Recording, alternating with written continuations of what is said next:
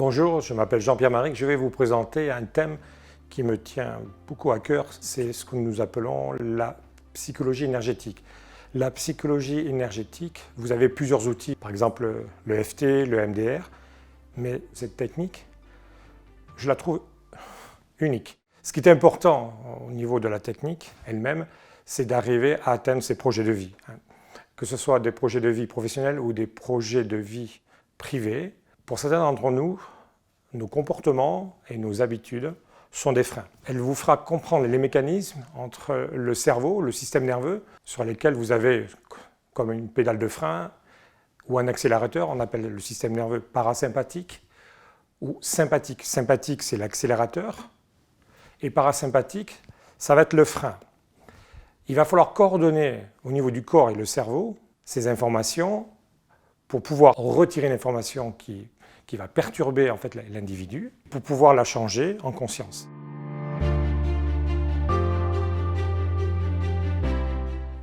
Elle va donc vous permettre de changer une énergie qui est dans votre corps. Cette énergie, en fait, vous l'appelez souvent émotion, qui scelle l'information dans une structure cellulaire et qui fait qu'à un moment donné, vous allez adopter des mécanismes. Et ces mécanismes, il y a des mécanismes qui vous sont favorables et d'autres qui vous sont défavorables. La psychologie énergétique va permettre, dans un premier temps, de pouvoir changer des états comportementaux ou des habitudes. Dans le mot psychologie énergétique, vous retrouvez donc psychologie, tout simplement parce que toute l'approche est au niveau comportemental ou au niveau des habitudes.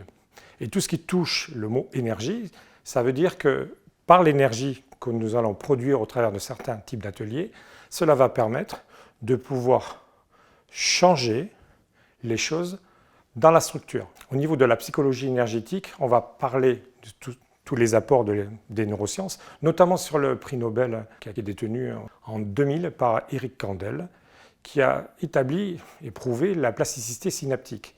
Ça veut dire qu'un changement comportemental, il suffit d'impulser une énergie qui va shooter la croyance pour mettre une nouvelle information en conscience par rapport à ce que la personne veut produire dans sa vie.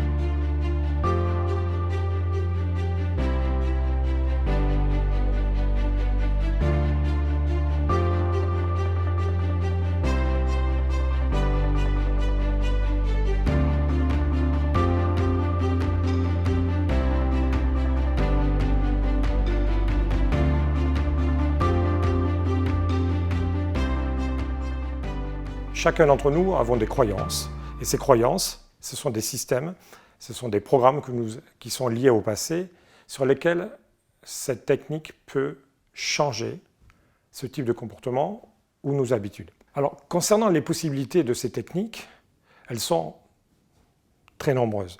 Celles qui vont être évoquées dans le cadre de cette formation, c'est par exemple sur une phobie, sur tout ce qui touche à la confiance et à l'estime de soi.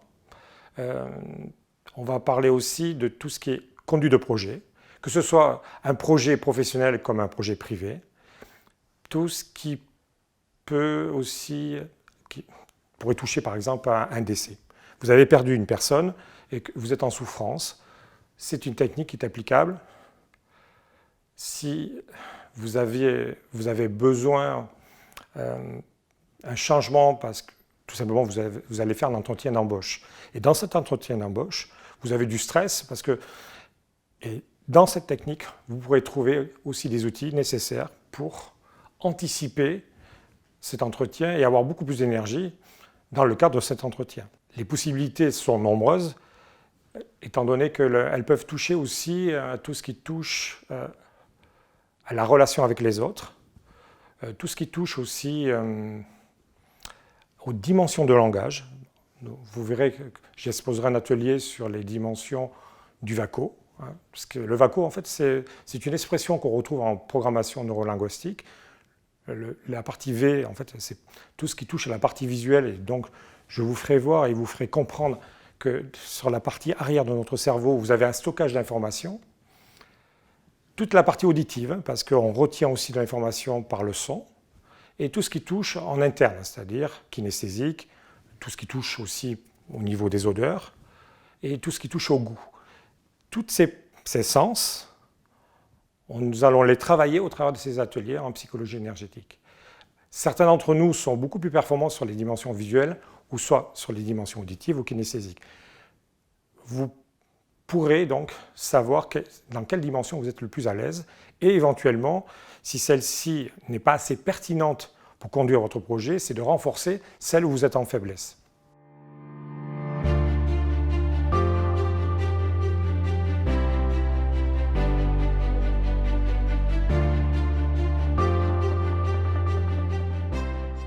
Cette technique est très rapide.